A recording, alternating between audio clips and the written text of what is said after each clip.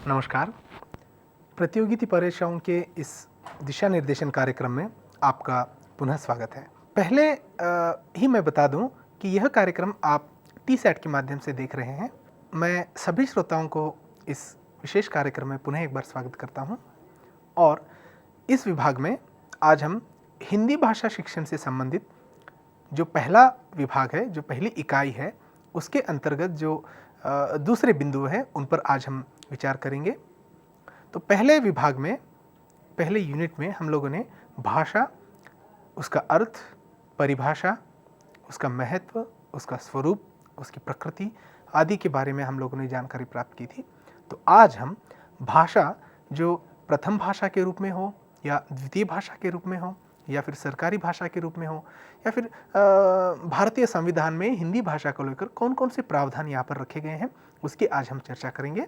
तो चलिए, तो सबसे पहले हिंदी भाषा जो है या फिर हमारी जो मातृभाषा है, बोली है, जो भी हो, तो उसे प्रथम भाषा के रूप में हम कैसे लागू करते हैं या फिर कैसे लागू हुआ है, उससे संबंधित जो बातें हैं आज हम देखेंगे। तो देखिएगा, प्रथम भाषा के रूप में हिंदी भाषी क्षेत्र में हिंदी प्रथम भाषा के रूप में, या इसे हम मातृभाषा भी कहते हैं, मातृभाषा के रूप में पढ़ाई जाती है। मातृभाषा शिक्षण द्वारा हम बालक का साहित्यिक, नैतिक तथा उसके व्यक्तित्व का विकास कर सकते हैं या करते हैं। मतलब प्रथम भाषा के रूप में जब हम भाषा पढ़ाते हैं तब बालक का हम लगभग सर्वांगीण विकास हम इसमें कर सकते हैं, न कि द्वितीय भाषा के रूप में पढ़ने से। परीक्षार्थी एक बात ध्यान रखें, प्रथम भाषा के रूप में हिंदी या फिर द्वितीय भाषा के रूप में हिंदी, यह विषय जब हम पढ़ते हैं तब इसे हम थोड़ा सा डिस्टिंग्विश करके अगर हम पढ़ें तो यह विषय बहुत ही आसानी से हम इसे याद रख सकते हैं, ध्यान में रख सकते हैं। जैसे इसमें कहा गया कि हिंदी भाषी क्षेत्र में हिंदी जो है प्रथम भाषा के रूप में पढ़ाई जाती है और ऑब्वियसली अहिंदी भाषी प्रदेशों में हम इसे द्वितीय भाषा के रूप में पढ़ाते हैं। और प्रथम भाषा के रूप में जब हम पढ़ाते हैं या फिर मातृभाषा के रूप में जब हम पढ़ाते हैं तब बालक का साहित्यिक, नैतिक तथा उसके व्यक्तित्व का संपूर्ण विकास हम इसके माध्यम से हम लोग कर सकते हैं। भारतेंदु हरिश्चंद्र ने इस विषय में बहुत ही अच्छी बात कही है।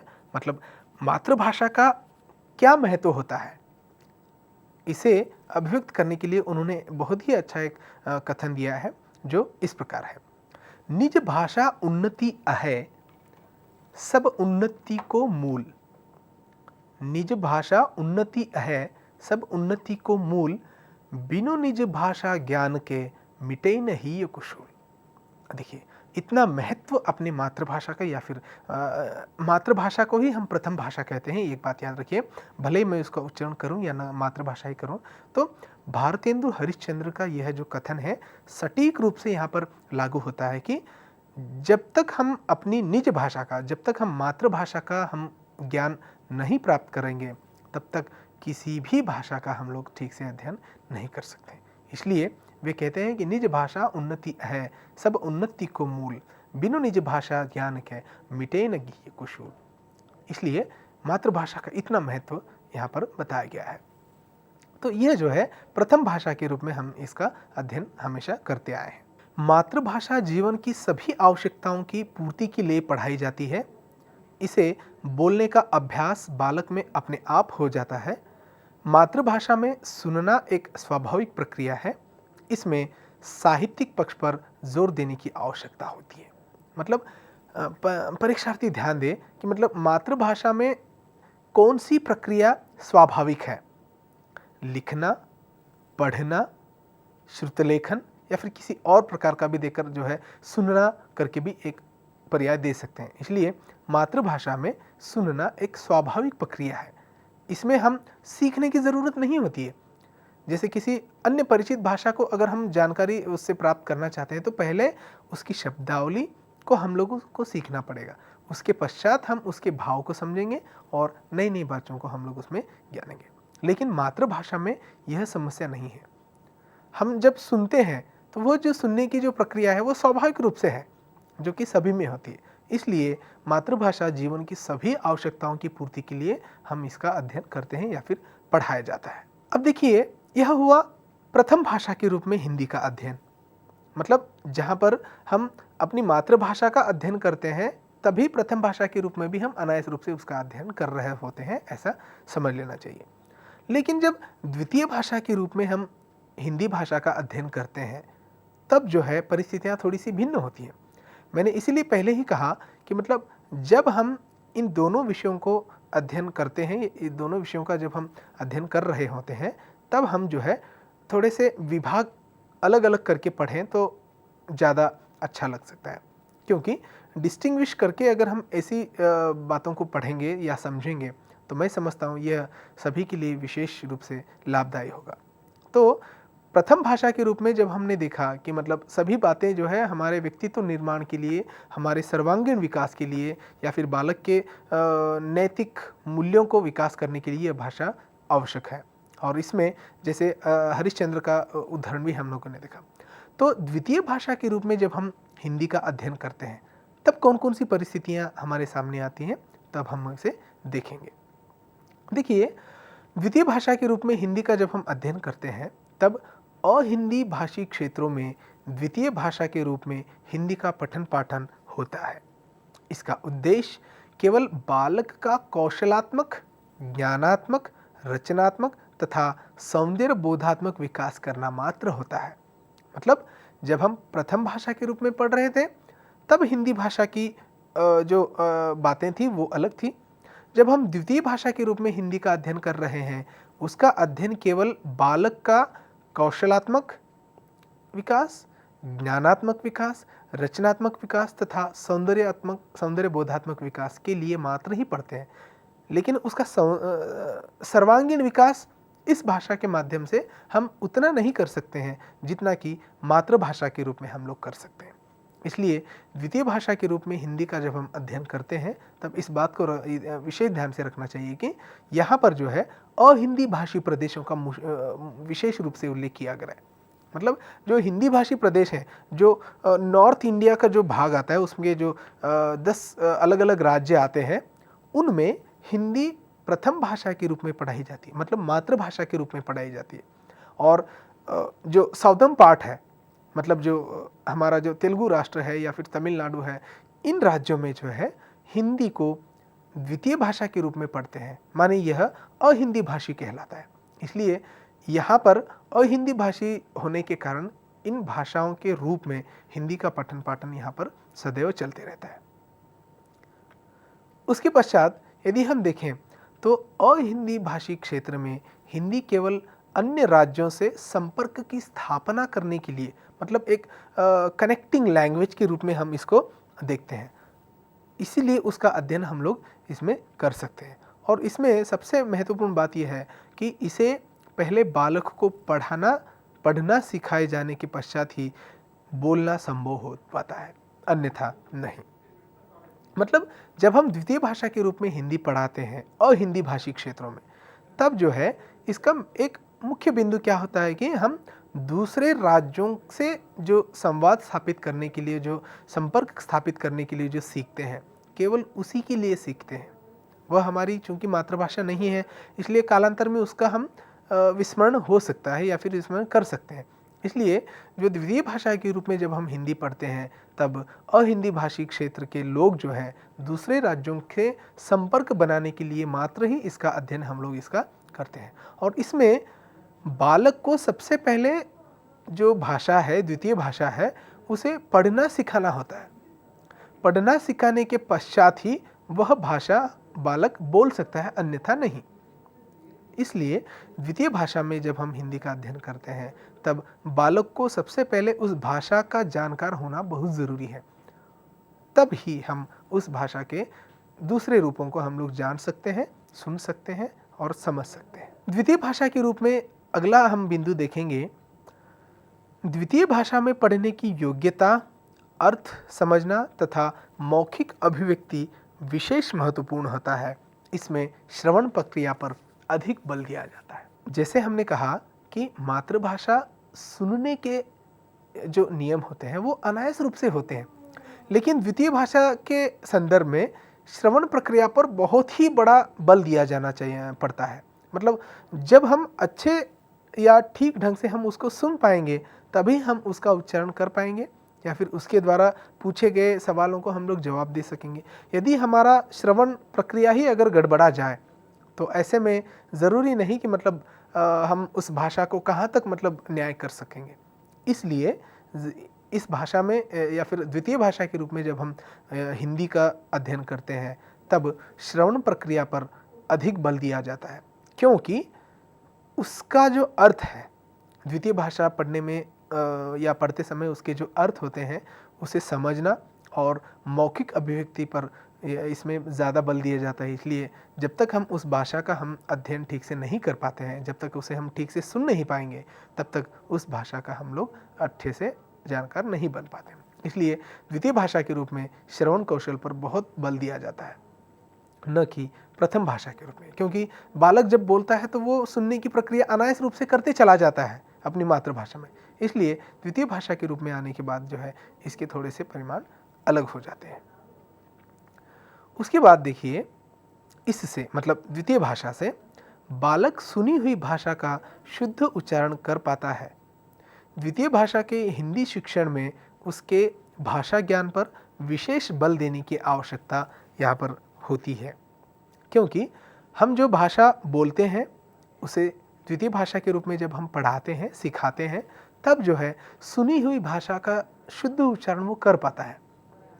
मान लीजिए अशुद्ध वर्तनी या फिर अशुद्ध भाषाएं अगर हम बच्चों को सुनाते हैं तो जैसे कि हमने कहा कि अनुकरण के द्वारा बच्चे सीखते हैं, इसलिए हम जिस प्रकार की भाषा का इस्तेमाल करते हैं उसी प्रकार की भाषा जो है कल बालक या फिर कक्षा के बच्चे जो है बात करना आरंभ कर देंगे। इसलिए संभव यही होना, प्रयत्न यही होना चाहिए कि हमारे द्वारा बताई जाने वाली भाषाएं या फिर हमारे द्वारा बताए जाने वाले जो उच्चारण है, शब्द है, नए नए शब्द, उसका उच्चारण सभी को सुने जाने लायक और स्पष्ट रूप से होने चाहिए, तभी हम इसमें बच्चों का लाभ कर सकते हैं। क्योंकि भाषा ज्ञान के अनुसार द्वितीय भाषा सिखाते समय इस पर विशेष बल देने की ज़रूरत होती है, क्योंकि जैसे हमने कहा कि मतलब भाषा की कुछ प्रादेशिक सीमाएं होती है। एक एक प्रदेश की बोलियां, एक एक प्रदेश की भाषाएं वो अपने आप में महत्वपूर्ण होते हुए भी जब हम उसका दूसरे लोगों के सामने जब हम अभिव्यक्त करते हैं, उस भाषा के माध्यम से संप्रेषण करते हैं, वही अगर गलत है तो अगले वाला व्यक्ति, आगे जो सुन रहे हैं वे जो है उस भाषा के संपूर्ण मर्म को ठीक से नहीं ग्रहण कर पाते हैं। इसलिए भाषा कौशलों के आधार पर या फिर भाषा ज्ञान के आधार पर यह हम कह सकते हैं कि द्वितीय भाषा के रूप में जब हम किसी को पढ़ा रहे होते हैं तब भाषा ज्ञान पर विशेष बल देने की आवश्यकता यहाँ पर महसूस की जाती है। यदि आप संपूर्ण भाषा सिद्धांत अगर यहाँ पर अपनाने की कोशिश करेंगे तो इसमें आप देख सकेंगे कि भौगोलिक परिस्थितियों के कारण भी जो है कुछ लोगों की भाषाओं में अंतर हम लोग देख सकते हैं। यह उन भौगोलिक परिस्थितियों के कारण है, उसे हम चाहकर भी नहीं भी बदल सकते हैं, लेकिन भाषा का जो रूप है वो वहाँ जाने के बाद थोड़ा सा परिवर्तित हो जाता है। इसलिए प्रथम भाषा और द्वितीय भाषा का जब हम अध्ययन कर रहे होते हैं तो भौगोलिक परिस्थितियों के कारण जो बदलाव भाषा में आते हैं उन बदलावों को भी जो है हम लोग अनायास रूप से ध्यान दे सकते हैं, उसकी तरफ ध्यान आकृष्ट कर सकते हैं और उससे हम लोग कुछ नए सीखने की या फिर उसको परिवर्तित करने की भी हम लोग कोशिश कर सकते हैं, है ना। तो चलिए आगे बढ़ते हैं। तो हमने हिंदी भाषा प्रथम भाषा के रूप में अध्ययन किया, द्वितीय भाषा के रूप में भी इसका अध्ययन किया। उसके बाद जो है सरकारी भाषा के रूप में हिंदी की क्या भूमिका है, सरकार के द्वारा अपनाई जाने वाली नीतियों पर हिंदी भाषा कितनी खरी उतर रही है, उसके अनुप्रमाण क्या है, वो कहाँ तक सफल हो पाई है, इस पर अगर हम दृष्टि डालेंगे तो यह पता चलेगा कि हिंदी जो है भारत की सरकारी भाषा है। इस बात से हम लोग नकार नहीं कर सकते हैं। मतलब हिंदी भारत की राजभाषा भी है, वो बात आगे आएगी, और साथ साथ सरकारी भाषा भी है।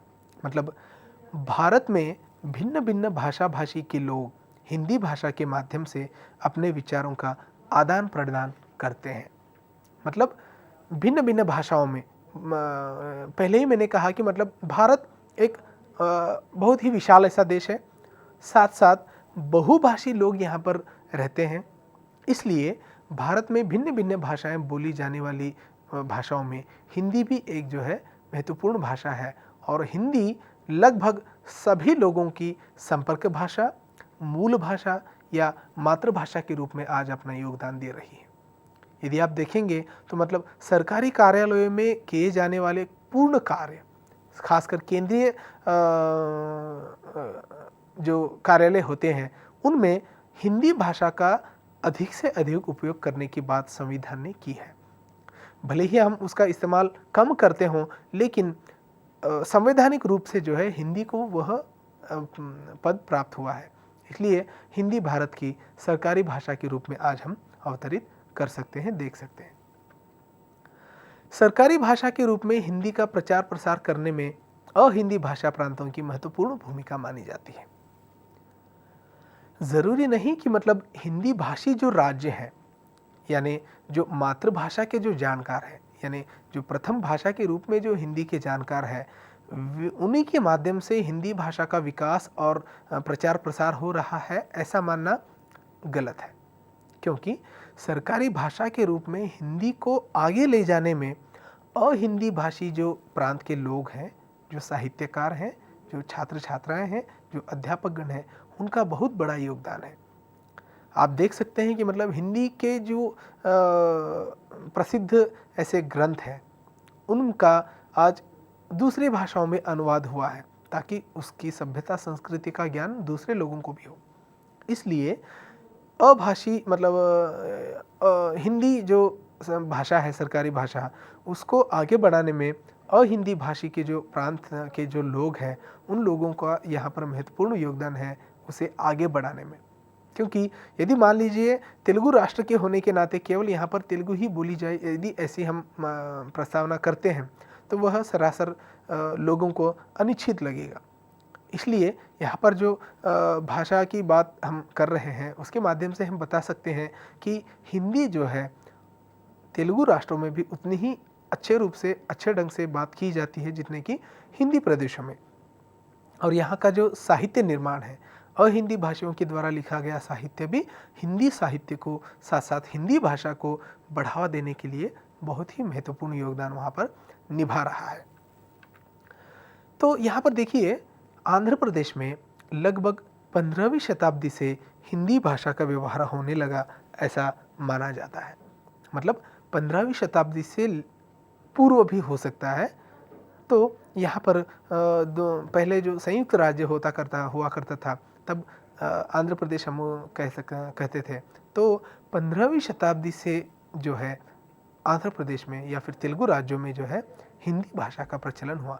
वैसे तो हैदराबाद संस्थान में उर्दू मिश्रित हिंदी भाषा का प्रचलन हुआ करता था, उससे भी पहले से भी बातें हुआ करती थी, लेकिन साहित्यिक रूप को अगर हम दृष्टि में रखें तो इसकी अच्छी शुरुआत जो है हम 15वीं शताब्दी से मानेंगे। मैंने पहले ही कहा कि मतलब इस कार्यक्रम के माध्यम से हिंदी से संबंधित जो बातें हैं एकदम मतलब अच्छे से अच्छी बातों को आप तक पहुंचाने का प्रयास किया जाएगा। यदि किसी कारणवश इसमें कुछ त्रुटियां पाई जाती हैं तो मैं सभी दर्शकों से अनुरोध करता हूं कि वे उन गलतियों को हमारी दृष्टि को लाने की कोशिश करें। आप फीडबैक भी दे सकते हैं जिसके माध्यम से हम भविष्य में आने वाली नई चीज़ों को जो या नई बातों को जो है हम उसको ध्यान में रखकर आगे प्रेषित करने की कोशिश हम लोग करेंगे। इसलिए सन 1918 में दक्षिण भारत हिंदी प्रचार सभा की स्थापना की गई थी। इससे हिंदी भाषा के प्रचार प्रसार में विशेष भूमिका निभाई। जैसे हमने कहा पहले ही कि मतलब हिंदी को आगे बढ़ाने में या फिर हिंदी का प्रचार प्रसार करने में, हिंदी साहित्य को और भी मतलब ऊंचे स्थान पर लेकर जाने में न केवल हिंदी भाषी प्रदेशों का बल्कि अहिंदी भाषी प्रदेश वालों के लोगों का भी बहुत बड़ा योगदान है। और इसी को ध्यान में रखकर सन 1918 में दक्षिण भारत हिंदी प्रचार सभा की स्थापना की गई, जो आज भी कार्यरत है। इसने हिंदी भाषा के प्रचार और प्रसार का बहुत ही बड़ा योगदान निभाया है उसको बढ़ाने में। हो सकता है कि मतलब उसमें भी कुछ कमियां हों, लेकिन शुरुआती दौर पर चूँकि यह जो मामला है हिंदी को लेकर जो है दूसरे राज्य के लोगों की मानसिकता थोड़ी सी अलग थी, फिर भी तेलुगु राज्य होने के नाते यहाँ पर हिंदी का जो बढ़ावा, हिंदी का जो मान सम्मान मिला, उसके साथ जो प्रेम से व्यवहार हुआ, उसमें यहाँ के लोगों का, साहित्यकारों का विशेष योगदान माना जाता है। इसलिए कहा जाता है कि दक्षिण भारत हिंदी प्रचार सभा ने हिंदी भाषा को या फिर हिंदी साहित्य को और ऊंचे स्थान पर लेकर जाने में बहुत महत्वपूर्ण योगदान निभाया है। उसके पश्चात जो महत्वपूर्ण बिंदु आता है वह है त्रिभाषा सूत्र। परीक्षार्थी और दर्शक यहाँ पर ध्यान दें, इस भाषा को समझते हुए हमने जब पहले ही एक कार्यक्रम में बताया गया था कि भाषा की प्रकृति, उसका स्वरूप, यह अलग बिंदु है और हिंदी को लेकर जो विशेष प्रावधान यहाँ पर बताए जा रहे हैं वो अलग बिंदु हैं। इसका प्रश्न का स्वरूप क्या हो सकता है ये आप पिछले प्रश्नों को भी देखकर या फिर जानकर पढ़कर समझ सकते हैं। हमारी कोशिश यही रहेगी कि नए नए बातों को या फिर इस पाठ्यक्रम में जो बातें दी गई हैं उनके महत्वपूर्ण बिंदुओं को आपके सामने रखना। ठीक है, तो यहाँ पर देखिए त्रिभाषा सूत्र की एक बात कही जा रही है। त्रिभाषा सूत्र का शाब्दिक अर्थ अगर हम देखें तो शाब्दिक अर्थ में हम देखेंगे तो तीन भाषाओं वाला सूत्र, उसे हम त्रिभाषा सूत्र कहते हैं। तो त्रिभाषा सूत्र में तीन भाषाएं होती हैं, जैसे कि हिंदी अध्यापक हों या फिर हिंदी से संबंधित जो लोग हैं वो इस बात को भली भांति समझ सकते हैं कि त्रिभाषा सूत्र माने तीन भाषाओं वाला ऐसा सूत्र जिसमें तीन भाषाओं के विशेष तीन भाषाओं पर जो है बल दिया जाता हो। त्रिभाषा मतलब जब हम कंटेंट पढ़ेंगे तो उसमें आप अनायास रूप से भाषा की बात पढ़ेंगे ही। मतलब त्रिभाषा सूत्र, पहला ही वर्ण जो है हमें संख्यावाचक नज़र आ रहा है, इसलिए यह जो है व्याकरण की दृष्टि से भी महत्वपूर्ण भाग हो सकता है। त्रिभाषा सूत्र मतलब तीन भाषाओं वाला ऐसा महत्वपूर्ण शब्द। दर्शकों, मैं आपको एक बात बताना चाहता हूँ कि मतलब जब भारत स्वतंत्र हुआ 1947 में, 1947 में जब भारत स्वतंत्र हुआ, तब जो है खासकर शैक्षिक मापदंडों को लेकर या फिर भारतीय समाज में जो शिक्षा का जो प्रचलन है उस पर खास तौर पर विचार किया जाने लगा और तब से माध्यमिक शिक्षाओं में विशेष रूप से कुछ बदलाव लाने की बात जो है शिक्षाविदों ने की और उन शिक्षाविदों के द्वारा बताए गए नए नए नियमों, नए नए बातों को अपना कर या फिर उसमें कुछ सुधार लाकर जो है ये बात सामने रखी गई कि मतलब भारत में जो प्रचलित शैक्षिक मापदंड है या फिर शैक्षिक सिद्धांत जो है, शैक्षिक पद्धतियाँ जो है, उसमें कौन कौन से मौलिक बदलाव हम लोग कर सकते हैं जिससे कि सभी लोगों को, भारत के रहवासियों को, भारत के रहने वाले लोगों को अच्छी सी भाषा का हम ज्ञान प्रदान कर सकते हैं। इसलिए स्वतंत्रता प्राप्ति के बाद माध्यमिक शिक्षा में सुधार लाने के लिए बहुत ही मतलब प्रचुर मात्रा में कोशिश की गई। इसमें 1948 में डॉक्टर ताराचंद समिति ने एक माध्यमिक स्तर पर द्विभाषा सूत्र की सिफारिश की थी। मतलब भारत स्वतंत्र होने के बाद माध्यमिक शिक्षा में सुधार लाने के लिए 1948, यहाँ पर विशेष रूप से ध्यान देने की बात है, 1948 ईस्वी सन में डॉक्टर ताराचंद समिति ने कौन से शिक्षा में सुधार लाने के लिए कार्य किया, ऐसा भी एक प्रश्न बन सकता है। मतलब माध्यमिक शिक्षा में हो सकता है कि उच्च माध्यमिक शिक्षा का, माध्यमिक शिक्षा का या फिर दूसरे स्तर पर भी दिया जाता हो, लेकिन डॉक्टर ताराचंद समिति ने जो बात कही 1948 में वह है माध्यमिक शिक्षा में सुधार लाने के लिए। इसलिए कहा गया है कि माध्यमिक स्तर पर द्विभाषा सूत्र, देखिए त्रिभाषा सूत्र अलग है, द्विभाषा सूत्र है। यहाँ पर सामासिक विग्रह आप लोग कर सकते हैं। त्रिभाषा यानी तीन भाषाओं वाला सूत्र और द्विभाषा माने दोनों भाषाओं का जिसमें सम्मेलन हो या फिर दो भाषाओं से संबंधित जो बातें की जा रही हो उसे हम द्विभाषा सूत्र। या फिर सीधा सीधा प्रश्न ऐसे भी हम पूछ सकते हैं कि मतलब ताराचंद समिति ने द्विभाषा सूत्र किस काल में या फिर किस ईस्वी सन में किया था। तो 1948 यह बात आपको याद रखना है, या फिर 1948 में द्विभाषा सूत्रों को किसने, इस सिफारिश को किसने लागू किया, ताराचंद समिति या फिर डॉक्टर ताराचंद के नाम से आप इसको आंसर दे सकते हैं। कहने का तात्पर्य है कि मतलब जब हम टेक्स्ट पढ़ रहे होते हैं, उस टेक्स्ट को पढ़ते समय हम अपने आप से ऐसे कुछ सवाल बनाने चाहिए जो कि उसे हम अच्छे रूप से याद रखने में भी सफल सहायता होगी और उस विषय को गहन से गहन रूप में हम लोग उसको समझ सकते हैं। इसलिए पढ़ते समय ही हम प्रश्नों का स्वरूप हम लोग अपने आप को मॉड्यूल करते हुए हम लोग चलना चाहिए। तो द्विभाषा सूत्र को लागू करने के लिए जो ताराचंद समिति ने जो सिफारिशें की वे क्या है, अब हम देखेंगे। वे हैं सीनियर बेसिक स्तर पर शिक्षा का माध्यम मातृभाषा हो। यह कौन कह रहा है? त्रिभाषा सूत्र के अंतर्गत हम इसका अध्ययन कर रहे हैं। डॉक्टर ताराचंद समिति ने 1948 में जो द्विभाषा सूत्र को लागू किया था, उसमें वे महत्वपूर्ण बात कहते हैं और उन सिफारिशों में पहली ही सिफारिश यह है कि सीनियर बेसिक स्तर तक शिक्षा का माध्यम मातृभाषा हो। मतलब प्रथम भाषा के रूप में ही बालकों को शिक्षा दी जानी चाहिए और कुछ समय तक आंग्ल भाषा अनिवार्य रूप से पढ़ाई जाए। और वे कहते हैं जब आंग्ल भाषा हट जाए तब संघीय भाषा अनिवार्य रूप से पढ़ाई जाए।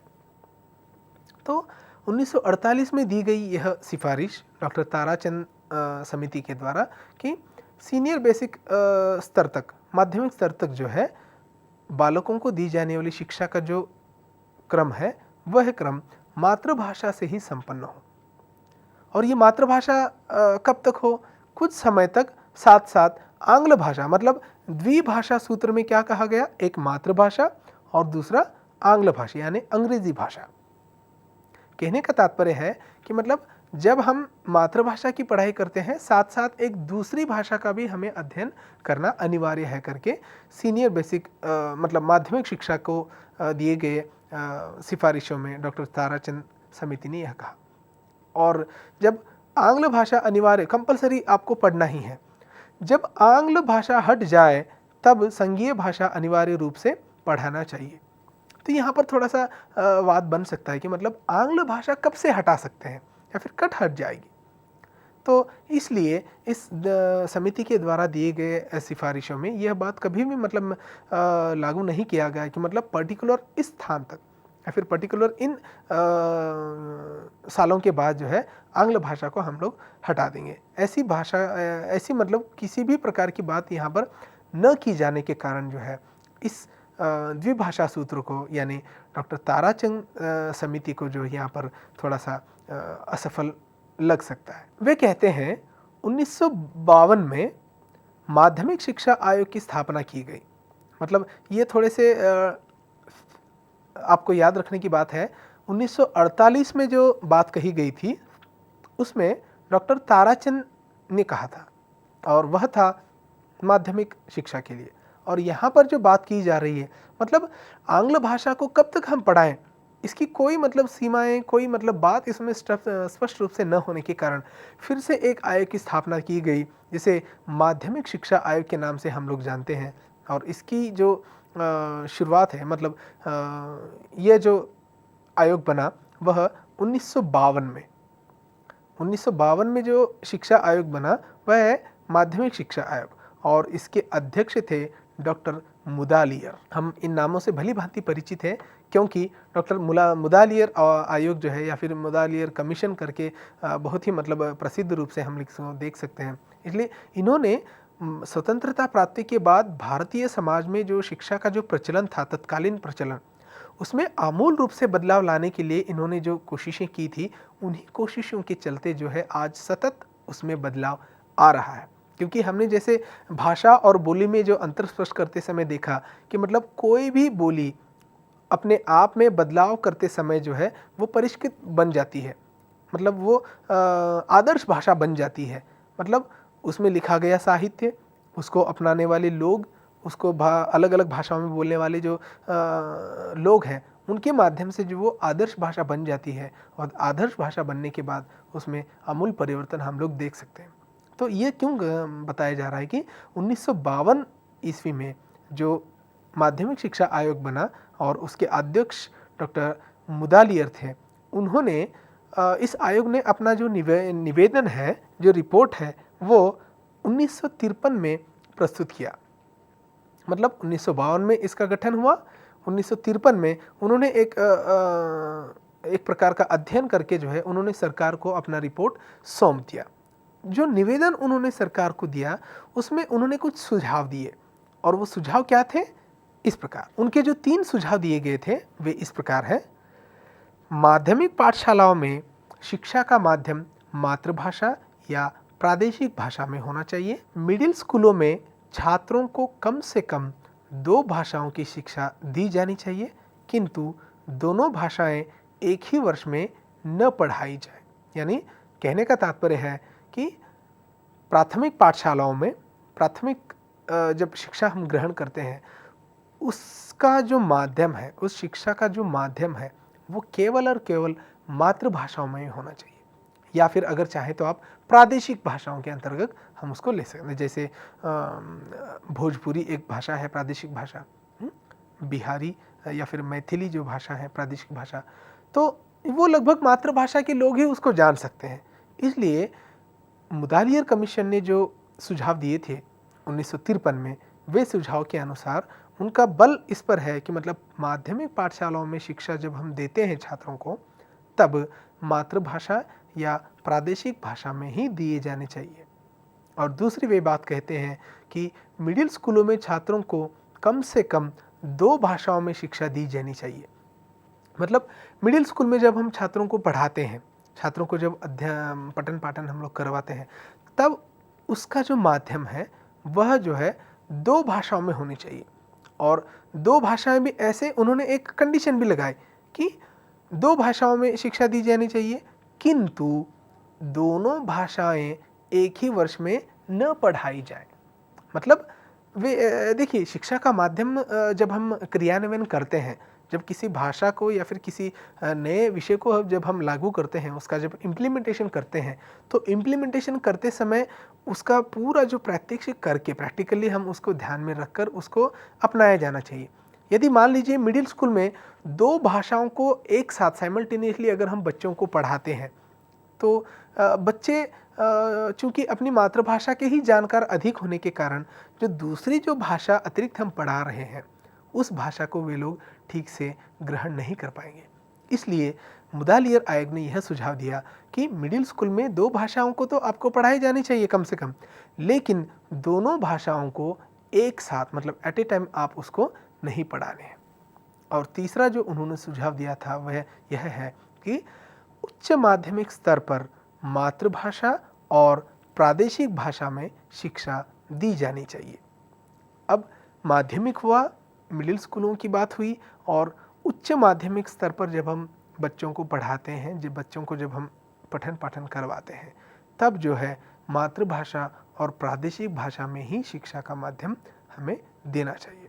मतलब यहाँ पर जो डॉक्टर मुदालियर कमीशन ने जो सुझाव दिए थे सरकार को 1953 में जब उन्होंने रिपोर्ट दिया था, तो उनके अनुसार अगर हम देखें तो माध्यमिक पाठशालाओं में एक मातृभाषा के रूप में ही हम अध्ययन करा सकते हैं, या फिर कोई एक प्रादेशिक भाषा में ही उसका अध्ययन करा सकते हैं।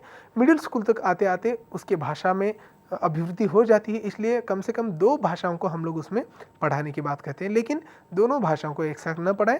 और उच्च माध्यमिक स्तर पर जब हम छात्रों को अध्ययन करवाते हैं, तब मातृभाषा और प्रादेशिक भाषा ऐसी 2 भाषाओं में उनका अध्ययन हमको करवाना चाहिए। उसके पश्चात हम आगे बढ़ते हैं, तो डॉक्टर मुदालियर आयोग की रिपोर्ट के बाद भी भाषा संबंधी समस्या का हल न होने के कारण तब एक और मतलब हल ढूंढा गया, वह केंद्रीय शिक्षा सलाहकार मंडल के द्वारा। इनकी मतलब इसका आविर्भाव क्यों हुआ? डॉक्टर ताराचंद आयोग और डॉक्टर मुदालियर आयोग ने भाषा की समस्याओं को सुलझाने के लिए जो अपने सुझाव और सिफारिशें दी गई थी, उसके पश्चात भी यह भाषा का जो भेदभाव था, यह भाषा की जो समस्या का कारण था। मैंने भेदभाव इसलिए कहा कि पहले ही एक बात मैंने कह दिया था पिछली कक्षा में कि हिंदी भाषा को राजभाषा बनाने के पक्ष में सभी राज्य के लोग नहीं थे। यह बात हम सभी लोग जानते भी हैं, पढ़े भी हैं। हाँ, क्योंकि हिंदी भाषा को राष्ट्रभाषा न बनाने के कारण जो दूसरे भाषाओं के लोगों की जो असंतृप्तियाँ थी, जो मनमुटाव था, वो यहाँ पर भेदभाव था। इसलिए इस भाषा के समस्या को सुलझाने के लिए महान विदों ने, जैसे डॉक्टर ताराचंद समिति ने हो या फिर मुदालियर कमीशन ने हो, अपने अपनी ओर से जो है बहुत अच्छे से प्रयास किए। फिर भी जब ये समस्या का समाधान नहीं ढूंढा गया, तब फिर से एक आयोग का निर्माण किया गया। वह था केंद्रीय शिक्षा सलाहकार मंडल। केंद्रीय शिक्षा सलाहकार मंडल। तो उन्होंने यह सुझाव दिया कि माध्यमिक विद्यालयों के प्रत्येक विद्यार्थी को निम्न 3 भाषाएं अनिवार्य रूप से पढ़नी होंगी। अब यहाँ पर जो है अनिवार्यता की बात आ रही है, कंपलसरी की बात यहाँ पर आ रही है। जो माध्यमिक विद्यालयों में पढ़ रहे हैं उन सभी छात्रों को निम्न 3 भाषाओं का अनिवार्य रूप से पठन पाठन करना चाहिए। और यहाँ पर देखिए सरकार की नीतियाँ कैसे कैसे बदलते रहती है। पहले उन्होंने कहा कि मतलब केवल मातृभाषा में ही उसका अध्ययन करना चाहिए, क्योंकि एक बालक को उसका जब सर्वांगीण विकास करवाना चाहते हैं तो उसे केवल एक भाषा में शिक्षा देने से नहीं चलेगी, उसे बहुभाषी बनना पड़ेगा। इसलिए सरकार की नीतियों में परिवर्तन हम इनके माध्यम से दे सकते हैं कि यहाँ पर 3 अनिवार्य बातों को यहाँ पर बताई गई है, मतलब 3 अनिवार्य भाषाओं को पढ़ना ज़रूरी किया गया है। वे कौन कौन से हैं देखते हैं। दृश्य पटल पर आपको यह दिख रहा है। मातृभाषा या प्रादेशिक भाषा। केंद्रीय शिक्षा सलाहकार मंडल ने जो 3 सुझाव दिए थे, उन 3 सुझावों में पहला सुझाव है मातृभाषा या प्रादेशिक भाषा, मतलब इसका अनिवार्य रूप से छात्रों को अध्ययन अध्यापन करना ही है। दूसरा है हिंदी, जो कि अहिंदी भाषी क्षेत्रों के लिए प्रचलित था। और दूसरी जो भाषा थी या एक आधुनिक भारतीय भाषा, हिंदी भाषी क्षेत्रों के लिए, मतलब आधुनिक भारतीय भाषा का जो अध्ययन है वो हिंदी भाषी क्षेत्रों के लिए किया गया, और जो अहिंदी भाषी थे उनके लिए हिंदी भाषा को ज़रूरी रूप से पढ़ने की बात इस कमीशन ने, इस आयोग ने की। और तीसरी जो बात उन्होंने कही और तीसरी जो भाषा है वह है आंग्ल भाषा, अंग्रेजी भाषा। ठीक है ना। तो केंद्रीय शिक्षा सलाहकार आयोग ने जो नियम बताए थे कि निम्न 3 बातों को आपको ध्यान से या फिर निम्न 3 बातों में ही, मतलब निम्न 3 भाषाओं में ही आपका अध्ययन अध्यापन करना चाहिए। उनमें है एक मातृभाषा, दूसरी हिंदी और तीसरी आंग्ल भाषा। हाँ, हिंदी भाषा अहिंदी भाषी प्रदेशों में पढ़ाई जानी चाहिए अनिवार्य रूप से, और कोई भी भारतीय आधुनिक भाषा जो है आप दूसरे, मतलब अहिंदी भाषी प्रदेशों के अतिरिक्त जो हिंदी भाषी प्रदेश हैं उनको तो हिंदी अनायास रूप से आती ही है, इसलिए किसी दूसरे भाषा का ज्ञान भी उनको हो, इसलिए कोई भी भारतीय अन्य भाषा के रूप में उनका प्रयोग करने की छूट उन्होंने दी। छूट क्या, बल्कि उन्होंने अनिवार्य ही कर दिया। इसलिए यह जो कमीशन है इसके दिए गए सिद्धांतों के अनुसार, इनके द्वारा दिए गए बातों को ध्यान में रखकर जो है त्रिभाषा सूत्र की गणना की जाती है। मतलब ताराचंद समिति हो, डॉक्टर मुदालियर कमीशन हो, या फिर केंद्रीय शिक्षा सलाहकार मंडल ही क्यों ना हो, उन तीनों के अनुसार या उन तीनों के दिए गए सिफारिशों को ध्यान में रखकर 1957 ईस्वी में केंद्रीय प्रशासन ने इस सिफारिश को स्वीकार कर लिया और 1961 ईस्वी में इस पर मुहर लगवा दी। मतलब सभी शिक्षा समितियों के द्वारा दिए गए बातों का अध्ययन करने के पश्चात सरकार इस नतीजे पर पहुंची कि मतलब भाषा की समस्या को हल करने के लिए त्रिभाषा सूत्र का अपनाना बहुत ही ज़रूरी है, अनिवार्य है। क्योंकि त्रिभाषा सूत्र में यानी 3 भाषाओं में एक मातृभाषा होगी, दूसरी कोई भी भारतीय भाषा होगी और तीसरी अंग्रेजी भाषा होगी। इस प्रकार इसकी शुरुआत जो है और इस पर मुहर लगवाई गई 1961 ई में। मतलब जितना भी क्रियान्वयन करना है वो त्रिभाषा सूत्र के अंतर्गत ही हम लोग कर सकते हैं। इसलिए जब कक्ष में चूँकि हम लोग तेलुगु भाषी राज्य में अध्यापन कार्य करते हैं, जब तेलुगु मातृभाषा होने के कारण जब छात्र 6वीं कक्षा में आकर तुरंत जब हिंदी नहीं सीख पाता है, ऐसे समय में आप उसे अलग अलग भाषाओं के माध्यम से, खासकर त्रिभाषा सूत्र के माध्यम से उन बातों को समझा सकते हैं जिनमें एक उसकी मातृभाषा है, दूसरी कोई भी प्रादेशिक भाषा या फिर हिंदी भाषा है, और तीसरी कोई मतलब आंग्ल भाषा या फिर अंग्रेजी भाषा के माध्यम से आप इसको सिखा सकते हैं।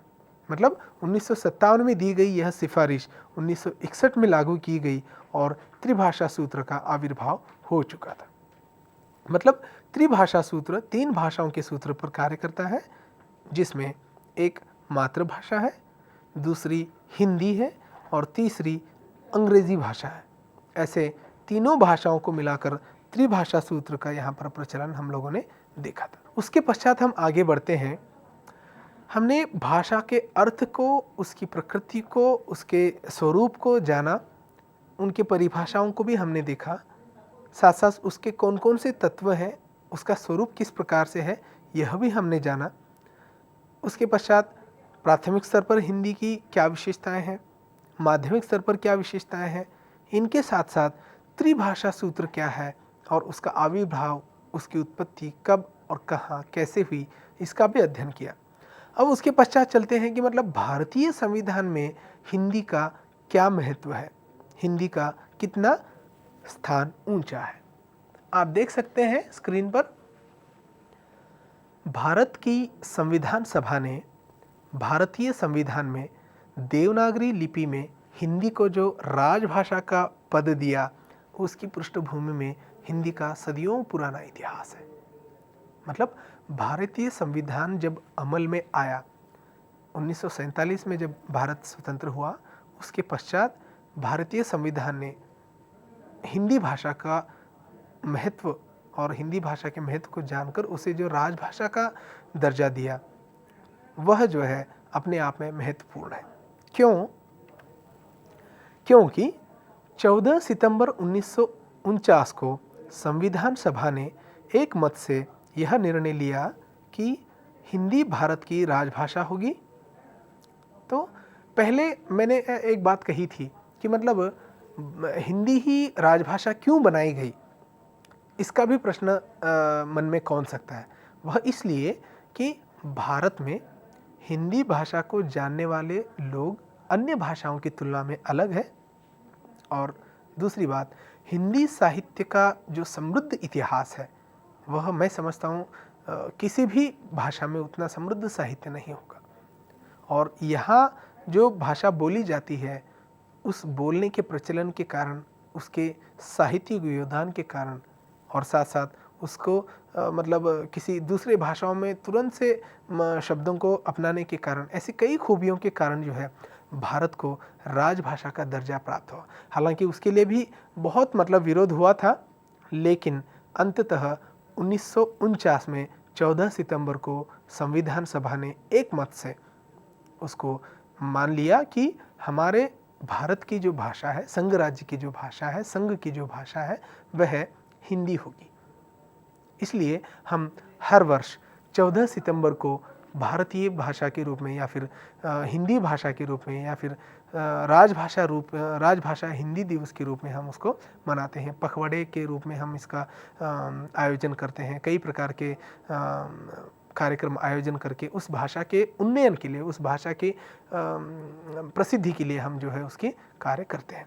इसीलिए हर वर्ष 14 सितंबर को हिंदी दिवस या राजभाषा दिवस हम लोग मनाते हैं। 10 जनवरी को हम अंतर्राष्ट्रीय हिंदी दिवस भी मनाते हैं। यह बात अब जब हम कक्षा में पढ़ा रहे होते हैं तो 10वीं कक्षा में इसका अनुरोध किया गया है कि 10 जनवरी को अंतर्राष्ट्रीय हिंदी दिवस के रूप में हम इसको मनाते हैं। इसी कारण मतलब एक भाषा को न केवल डोमेस्टिक मतलब राज्य स्तरीयों पर ही नहीं, बल्कि अंतर्राष्ट्रीय स्तर पर जब हम उसकी आयोजना करते हैं, तब उसके महत्व को हम लोग आसानी से अंकित कर सकते हैं। इसीलिए हिंदी भारत की राष्ट्रभाषा भी होने की समृद्ध है करके हम लोग अपनी बात सामने रखते हैं। तो आगे बढ़ते हैं। भारतीय संविधान में हिंदी का स्थान। हिंदी को राजभाषा के रूप में मुख्यतः 4 क्षेत्रों शासन, संविधान, न्यायपालिका और कार्यपालिका में काम में लाया जाता है। तो हम लोगों को यह पता है कि मतलब भारतीय संविधान में हिंदी भाषा को मतलब प्रावधान बहुत महत्वपूर्ण स्थान है। लेकिन वो महत्वपूर्ण स्थान जो है वो किन किन विभागों में हम लोग कर सकते हैं, किन अलग अलग क्षेत्रों में हम इसको देख सकते हैं, तो वे हैं शासन, मतलब जितना भी मतलब शासन प्रक्रिया चल रहा है पूरे संपूर्ण भारत में उसका, साथ साथ संवैधानिक रूप से जो चलने वाले जो गतिविधियां हैं वे हैं, और न्यायपालिका यानी जितने भी मतलब न्यायालय हैं वे, और कार्यपालिका यानी कार्य करने वाली जितनी भी मतलब संस्थाएं हैं, केंद्र शासित हों या फिर राज्य शासित, उन सभी में भारत को मतलब आगे बढ़ाने में या फिर आगे ले जाने में महत्वपूर्ण योगदान देते हैं। और ये ही ऐसे मतलब 4 अलग अलग इंस्टीट्यूशंस हैं जिनमें हम लोग भारतीय संविधान के माध्यम से हिंदी भाषा को आसानी से इसको अपना सकते हैं। तो इन चारों विभागों में हिंदी को राजभाषा के रूप में अपनाने का महत्वपूर्ण बीड़ा उठाया था। इसलिए शासन, संविधान, न्यायपालिका और कार्यपालिका में हिंदी को राजभाषा के रूप में इन चारों क्षेत्रों में अपनाया जाता है। उसके पश्चात देखिए, संविधान के भाग 17 के अध्याय 1 की धारा 343(1) के अनुसार यह बताया गया है, यह प्रावधान लिखा गया है कि भारत की राजभाषा हिंदी और लिपि देवनागरी होगी। संघ के राजकीय प्रयोजनों के लिए प्रयोग होने वाले अंकों का रूप भारतीय अंकों का अंतर्राष्ट्रीय रूप होगा। मतलब भारतीय संविधान के 17वें भाग और अध्याय 1 की धारा 343(1) के अनुसार यह बताई गई है कि संघ यानी भारत देश, क्योंकि अलग अलग राज्यों का यह एक संघ है, इसलिए संघ करके आप प्रेम्बल में भी पढ़ सकते हैं कि यह जो अलग अलग राज्यों का जो संघ है, इसीलिए संघ करके यहाँ पर संबोधित किया गया है। और उसमें कहा गया है कि संघ की राजभाषा हिंदी और लिपि देवनागरी होगी, और उसका जो संघ के राजकीय प्रयोजनों के लिए प्रयुक्त होने वाले जो अंक हैं और उन अंकों का जो रूप है वह अंतर्राष्ट्रीय रूप होगा। माने हम जो अभी आप स्क्रीन पर देख सकते हैं, ये जो एक मतलब 17, 1, 343 ये जो लिखे हैं वो भले ही मतलब अंग्रेजी अंक होंगे, लेकिन भारतीय संविधान ने इसको मान्यता दी है कि मतलब अंकों की जो रूप होंगे वो अंतर्राष्ट्रीय रूप होगा। वरना हम लोग जैसे मराठी या फिर हिंदी के जो अंक हैं उस प्रकार से भी हम लोग लिख सकते हैं, वो थोड़े से अलग आकृति के होंगे, अलग रूप में उसको लिखे जाते हैं, लेकिन हम अनायास रूप से इन शब्दों का भी, इन अंकों का भी हम लोग इस्तेमाल कर सकते हैं, क्योंकि ऐसा प्रावधान भारतीय संविधान में दिया गया है। तो इतना महत्वपूर्ण भाग जो है हिंदी का है, जिसे भारतीय संविधान में भी प्रावधान लगाया गया है। तो इसी प्रकार हम लोग आगे बढ़ते हैं। संविधान में राजभाषा संबंधी अनुच्छेद क्या क्या है?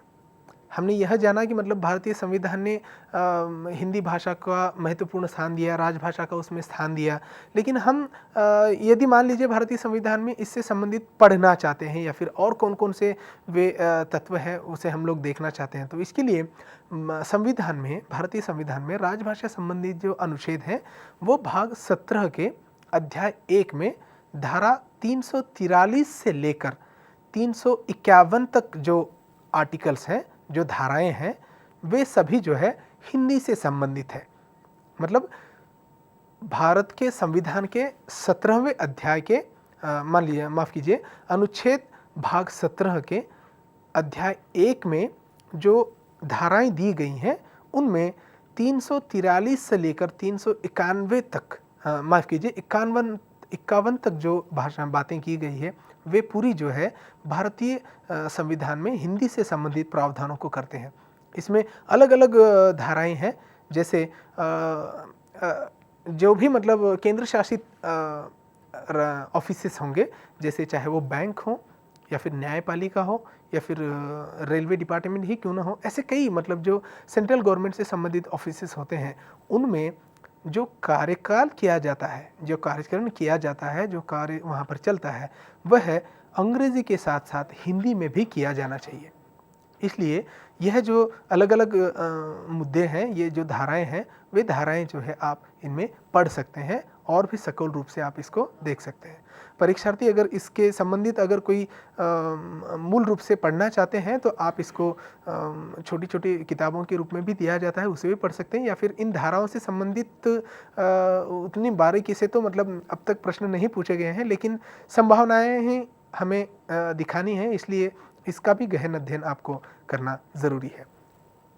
संविधान ने अनुच्छेद 343 के अनुपालन में राष्ट्रपति द्वारा 17 जून 1955 को, जिसके माध्यम से एक राजभाषा आयोग का स्थापना हुआ था, ध्यान से देखिए, 7 जून 1955 को, उसमें जो बातें बताई गई थी वे हैं राजभाषा आयोग की।